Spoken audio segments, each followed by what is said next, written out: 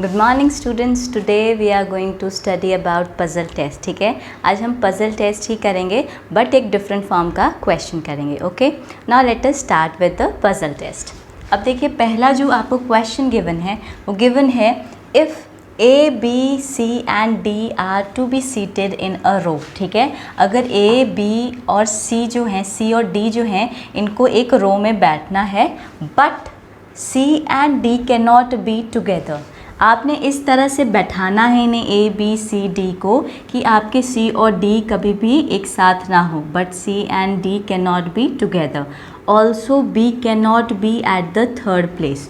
और जो B है वो आपका थर्ड प्लेस में नहीं आ सकता है. तो ये आपको इन्फॉर्मेशन उन्होंने दे दी है, इसके बेसिस पे आपको क्वेश्चन के आंसर्स देने हैं. ठीक है, तो इन्फॉर्मेशन क्या गिवन है कि A, B, C, D जो हैं इनको सीट करना है एक रो में और C और D जो हैं वो कभी भी साथ नहीं आ सकते हैं और B जो है वो कभी भी आपका थर्ड प्लेस को ऑक्यूपाई नहीं कर सकता है. Okay, now let us start with the first question. Which of the following must be false. अब इनमें से आपका कौन सा फॉल्स है. Option A is at the first place. Option B is A is at the second place. Option C is A is at the third place and option D is A is at the fourth place. अब आपने बताना है कि A जो है वो कौन सी place पे कभी नहीं हो सकता है. तो इनमें से कौन सा ऑप्शन जो है आपका फॉल्स है वो हमने बताना है. ठीक है, तो देखिए अब हमारे पास फोर पोजीशंस हैं 1 2 3 4 जिनमें हम जो है आपका प्लेसमेंट कर सकते हैं. तो लेट अस राइट 1 2 3 4. ठीक है, और जो सबसे पहला हमें काम क्या बताया गया है, जो हमें सबसे पहला जो था स्टेटमेंट इन्होंने ये दिया था कि C और D कभी भी साथ में नहीं हो सकते हैं. तो सबसे पहले हम C और D को ही लेके चलते हैं. C and D cannot be together. C and D cannot be together. ठीक है, तो अब ये साथ में नहीं हो सकते हैं. तो ऑब्वियस सी बात है कौन कौन सी पोजीशन ऑक्यूपाई कर सकते हैं. फर्स्ट से शुरू करते हैं. हो सकता है ये फर्स्ट पे हो C. तो अगर C फर्स्ट पे होगा तो ऑब्वियस सी बात है वो D थर्ड पे होगा. ठीक है, सिमिलरली अगर C आपका सेकंड पोजीशन में है तो आपका D किस पोजीशन में हो सकता है, फोर्थ पोजीशन में हो सकता है. ठीक है, क्योंकि ये साइमल्टेनियसली क्या है, ये एक साथ नहीं हो सकते C और D. तो यानी C अगर फर्स्ट पे है तो D थर्ड पे होगा, अगर C सेकंड पे है तो D फोर्थ पे होगा. ओके, अब वैसे ही दूसरा कंडीशन क्या दिया है, B cannot be at the third place. अब देखिए B जो है वो थर्ड प्लेस पे तो कभी नहीं हो सकता है. ठीक है, तो ऑब्वियस सी बात है B आपका किस पे हो सकता है, फर्स्ट प्लेस पे हो सकता है. ठीक है, B आपका किस पे हो सकता है, आपका B सेकेंड पोजीशन पे भी आ सकता है. ठीक है, यहाँ पर इस केस में B आपका यहाँ भी आ सकता है और B आपका यहाँ भी आ सकता है ऑल्टरनेटिवली.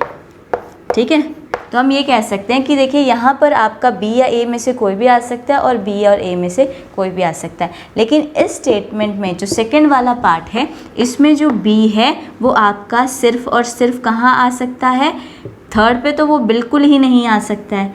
तो B आपका कहाँ पर आएगा, वो फर्स्ट सीट पे ही आएगा. तो इससे हमने क्या कंक्लूजन निकाला कि देखिए आपका जो A है, क्योंकि हमें जो क्वेश्चन था इट वाज गिवन कि कौन सा इनमें से फॉल्स है. ठीक है, और हमारे ऑप्शन थे कि A जो है वो फर्स्ट प्लेस ले सकता है, A आपकी सेकंड प्लेस ले सकता है, A आपकी थर्ड प्लेस ले सकता है, A आपकी फोर्थ प्लेस ले सकता है. ठीक है, लेकिन यहाँ पर देखिए इनमें से कौन सा क्राइटेरिया जो है वो फॉलो नहीं हो रहा है. देखिए यहाँ पर A आपका सेकेंड पोजिशन भी ले सकता है, तो A can take second position also. ठीक है, A आपका फोर्थ पोजीशन भी ले सकता है, A आपका थर्ड पोजीशन भी ले सकता है. लेकिन यहाँ से पता चलता है कि A आपका फर्स्ट पोजीशन पे नहीं आ सकता है. तो ऑब्वियस सी बात है आपका स्टेटमेंट कौन सा करेक्ट होगा, ये वाला करेक्ट होगा.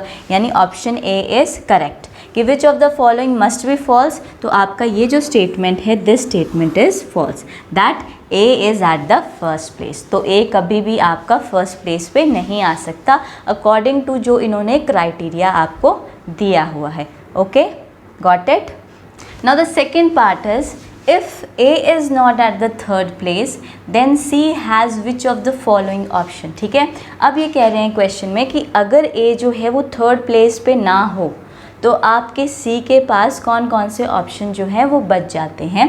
And the option are the first place only, option B is the third place only, option C is the first and the third place only, option D is any of the places. Okay, अब question क्या कहता है, देखिए question कहता है अगर ए जो है वो आपकी थर्ड प्लेस पे ना हो, यानी सपोज़ जहाँ पर आपका ए है ये आपका यहाँ पर नहीं है, ठीक है।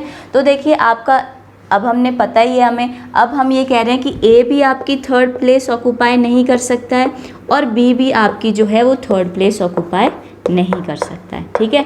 तो आपके पास सी के पास क्या क्या ऑप्शन बच जाते हैं। अब सी के पास या तो ऑप्शन बच जाता है या तो वो कौन सी प्लेस ले ले, फर्स्ट प्लेस ले ले, ठीक है।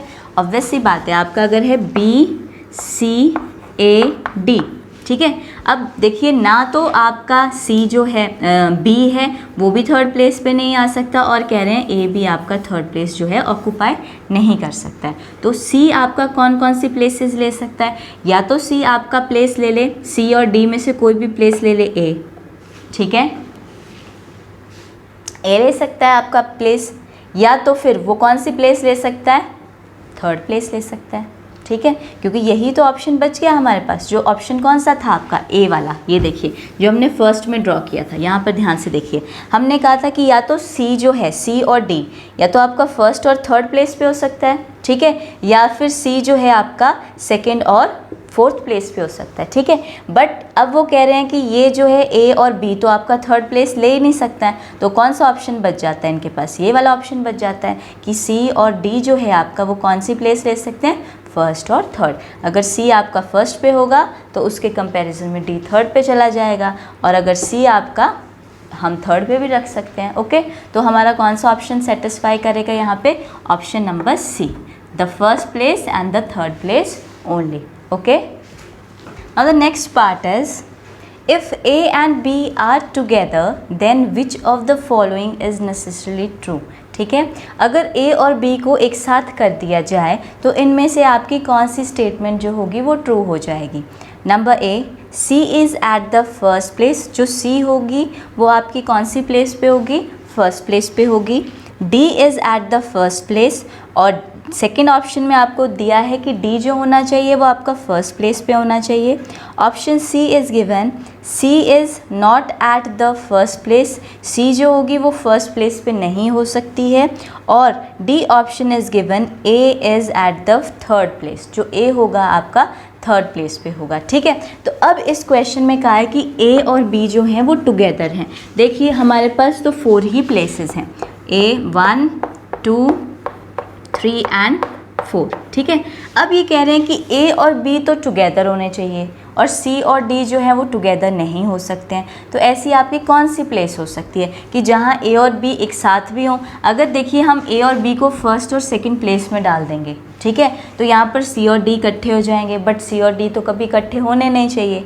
अगर ए और बी को अगर हम इन दोनों पोजीशन पे रख देते हैं तो आपका सी यहाँ आ जाएगा और आपका डी यहाँ आ जाएगा। एक ऑप्शन आपका ये हो सकता है कि ए और बी को हम टुगेदर यहाँ कर दें तो आपका सी और डी जो है वो यहाँ आ सकता है। ओके, और दूसरा ऑप्शन क्या है, अगर हम ए और बी को आपका थर्ड और फोर्थ पे रखते हैं तब भी आपका सी डी जो है वो फर्स्ट सेकंड में टुगेदर हो जाते हैं। तो एक ये ऑप्शन आपका आता है। अब यहाँ पर ये सबसे पहले कह रहे हैं कि इनमें से कौन सा सही है आपका। दूसरी बात ये है आपकी कि देखिए आपका बी जो है वो थर्ड प्लेस पे तो आ नहीं सकता है, तो इसीलिए ये आपका किस तरह से होगा, ये आपका होगा this will be B and A. Okay, अब ये भी आपके यहाँ से मैच करते हैं कि C is at the first place, C आपका फर्स्ट प्लेस पे है। D is at the first place, D भी आपका फर्स्ट प्लेस पे आ सकता है। C is not at the first place, C जो है आपका फर्स्ट प्लेस पे नहीं है। And A is at the third place. तो इसमें से एब्सोल्युटली नेसेसरी कौन सा है। देखिए उन्होंने कहा है कि जो नेसेसरी है, देखिए यहाँ पर ये हो सकता है कि आपका फर्स्ट प्लेस पे C आ भी सकता है और हो सकता है C की जगह यहाँ पर कौन ले ले, D ले ले, ये भी हो सकता है, और D की जगह यहाँ पर क्या ले ले, C ले ले। ओके तो ऑब्वियस सी बात है आपका सी फर्स्ट पोजीशन पे आ भी सकता है और नहीं भी आ सकता है। हो सकता है यहाँ पर डी प्लेस हो और यहाँ पर क्या प्लेस हो, सी प्लेस हो। तो इसीलिए C is at the first place. तो ये आपका नेसेसरली ट्रू नहीं है, ज़रूरी नहीं है कि ये आपका ट्रू ही हो। सी की जगह कौन ले सकता है, डी ले सकता है। Next, D is at the first place, ये भी आपका नेसेसरली ट्रू नहीं है कि ज़रूरी थोड़ी आपका डी ही हो, सी भी हो सकता है। C is not at the first place, ये भी ट्रू नहीं है कि सी आपका फर्स्ट प्लेस नहीं ले सकता है, सी भी आपका फर्स्ट प्लेस ले सकता है। मतलब इसमें हमारा जो इन्होंने ऑप्शन दिया है, जो इन्होंने क्वेश्चन पूछा है कि वो आपका नेसेसरली ट्रू होना ही चाहिए। उस पर ये नहीं होना चाहिए कि हो सकता है या नहीं हो सकता है, नेसेसरी होना चाहिए कि हाँ वो डेफिनेटली वो होना ही चाहिए। तो यहाँ पर ये डेफिनेटली तो हम नहीं कह सकते ना कि सी आपका फर्स्ट पोजीशन लेगा या नहीं लेगा। सी ले भी सकता है और नहीं भी ले सकता है, बट ऐसा कोई स्टेटमेंट जो डेफिनेटली वहीं पर हो। नेक्स्ट है आपका C is not at the first place, तो सी आपका फर्स्ट प्लेस पे नहीं हो सकता, ये भी आपका नेसेसरी ट्रू नहीं है। D, A is at the third place, ये आपका नेसेसरी ट्रू है कि ए जो होना चाहिए आपका थर्ड प्लेस पे ही होना चाहिए। क्यों?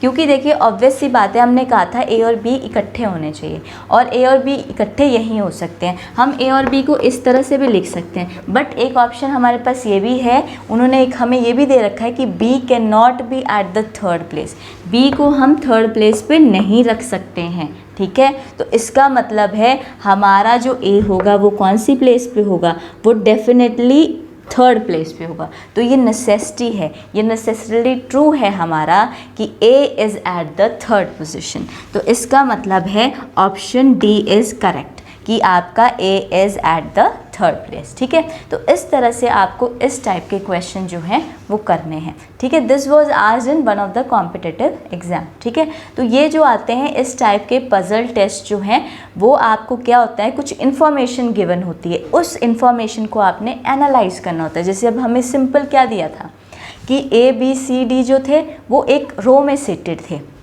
जहाँ पर आपका सी और डी जो है वो कभी साथ नहीं हो सकते हैं। Also be can not be at the third place, और बी जो है वो थर्ड प्लेस ऑक्यूपाई नहीं कर सकता है। तो एक तरह से इन्होंने हमें इन्फॉर्मेशन दे दी, फिर हमने उस इन्फॉर्मेशन को क्या किया, एनालाइज किया। फिर एनालाइज करने के बाद आपको जो भी क्वेश्चन दिए होंगे आपने उनको सेटिस्फाई करना है कि कहाँ पर वो इन्फॉर्मेशन जो है आपकी सेटिस्फाई हो रही है, तो वो आपका ऑप्शन जो है करेक्ट है। इस टाइप के क्वेश्चंस को करते समय बहुत ध्यान से आपने इन्फॉर्मेशन को देखना है और जो आपने एनालाइज करना है बहुत अच्छे से एनालाइज करना है।